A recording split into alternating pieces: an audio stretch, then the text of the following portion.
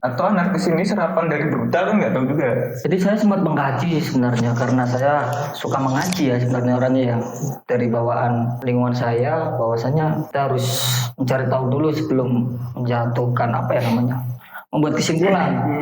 Pak, jadi saya membaca salah satu situs daripada anarkisme WRG, bahwasanya anarkisme itu adalah berdiri atas kakinya sendiri yang saya tangkap di situ. Artinya kalau dia bisa dikatakan berdiri atas kakinya sendiri, gak ada hubungannya dong dengan perusahaan. Maksudnya mungkin kan maksud daripada berdiri di atas kaki sendiri ini kan tidak ada yang memerintah dan tidak ada yang diperintah. Terus hubungannya dengan anarkis ini kan yang aku sendiri belum menemukan.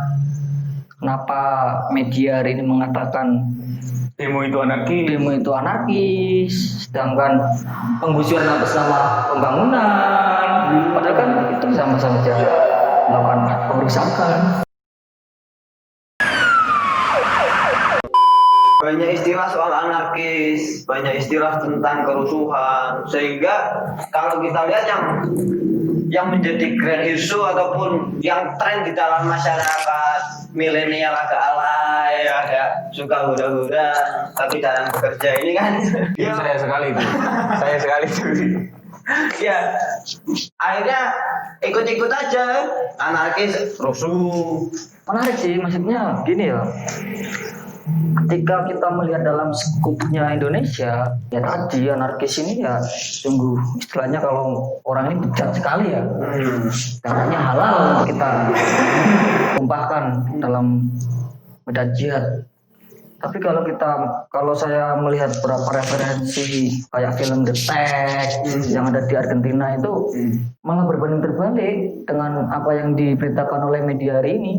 Dalam video dokumenter itu, kalau teman-teman melihat di situ para buruh ataupun anarko kalau disebutnya itu ya, anarko sindikalis kalau nggak salah, itu dia mengambil alih perusahaan yang bangkrut. Jadi dengan semboyannya dia itu apa ya, duduki kalau nggak salah, terus lawan dan produksi, dimana buruh itu mengkoordinir sendiri sesama buruh tanpa adanya bos. Tapi setelah sampai ke masyarakat tiba-tiba itu menjadi sebuah seakan-akan musuh bersama gitu. Itu yang dijauhi. Nah itu yang saya, Apakah media ini sebenarnya menjadi netral atau kecondongnya kemana kan saya nggak tahu ini karena saya bukan orang media kan. Mungkin sebagai masyarakat yang menjadi bagian dari netizen, saya mungkin ya menyerap dari satu informasi mungkin saya. Jadi menganggap bahwa ya lagi-lagi kerusuhan itu anarkis, lagi-lagi yang berantem anarkis. Apa jangan-jangan ini mainan aja gitu? Iya. Mainan ini. Saya itu curiga jangan-jangan kalau ada pertengkaran rumah tangga KDRT itu anarkis juga. Ada perempuan yang dipukuli itu anarkis, ada maling yang dikukuri walaupun si malingnya salah, dikeroyok warga itu juga anarkis. Kalau misalkan hari ini kita definisikan sebagai kerusuhan dan pengerusakan, ada 2 poin yang saya soroti sebagai pengangguran terutama. sebenarnya kita ya tadi kita juga mengkaji kayak opini-opini yang berkembang di masyarakat, penunggang gelap anarkis yang katanya anarkis ini suka bakar halte, bakar hutan itu loh. Itu dibedah sama jamaah yang lain itu dalam satu majelis berarti ya. Dalam satu majelis kita coba membedah itu, maksudnya ada hal yang hilang dalam pemahaman masyarakat Indonesia. Makanya kan yang heran kan kemarin ramai diskusi soal menolak omnibus law. Hari ini banyak masyarakat yang menolak demonstrasi. Siapa sih yang main itu? Heran aja maksudnya. Menolak demonstrasi dengan demo. Ini satu pertanyaan baru ini. Jangan-jangan kita mau memadamkan api dengan api. Iya. Atau menyiram air dengan air. Iya.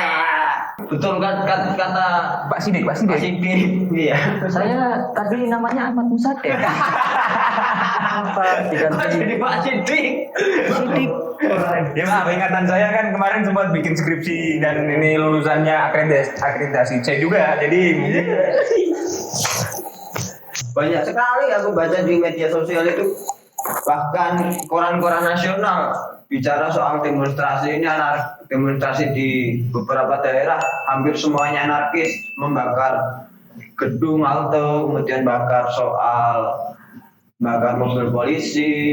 Iya, itu salah satunya sih. Nah, makanya di diskusi kita kali ini bukan diskusi sih, bercanda asik tapi substansi. Betul. Daripada berita yang digencarkan terus tentang ada penunggang gelap di aksi menolak Omnibus Law ini akan berbahaya bagi demokrasi di Indonesia. Karena mengatakan apa? Ketika orang akan melakukan demonstrasi bisa langsung dicap bahwa dia anarkis. Itu kan hal-hal yang konyol. Iya. Padahal kita perlu kita perlu lihat sebenarnya yang dia aksi ataupun melakukan demo ini tentang hal apa. Kalau tentang hal Omnibus Law ya harusnya media mengangkat Meliput tentang itu, ya? meliput itu, bukan meliput tentang Ban yang dibakar, mager yang di ini. Itu kan hal yang cukup keliru. Ya cukup ngeri sih kalau melihat hari ini. Masyarakat itu kemarin dari Januari sampai ini bulan Oktober sibuk sama COVID-19 ya. Iya, saya aja nyari kerja susah, saya di PHK saya. Iya. Sampai ada Belum kerja, Bung. Oh iya, sampai banyak pabrik yang melakukan PHK massal. Yang dikembar-kemborkan kan di rumah saja itu, di rumah saja. Menunggu aja. Mau makan susah. Cari kerja teman saya kemarin kerja di pabrik itu 5 hari berangkat, 1 minggu libur. Gajinya boro-boro, nganterin BLT juga nggak cukup. Iya. Yang susah dipahami itu kan di tengah pandemi daya beli masyarakat menurun, krisis ekonomi, bahkan resesi ekonomi. Hari ini yang dikatakan menjadi satu solusi daripada resesi ekonomi itu kemudian Omnibus Law yang katanya akan menciptakan kesejahteraan, banyak lapangan pekerjaan, menjamin.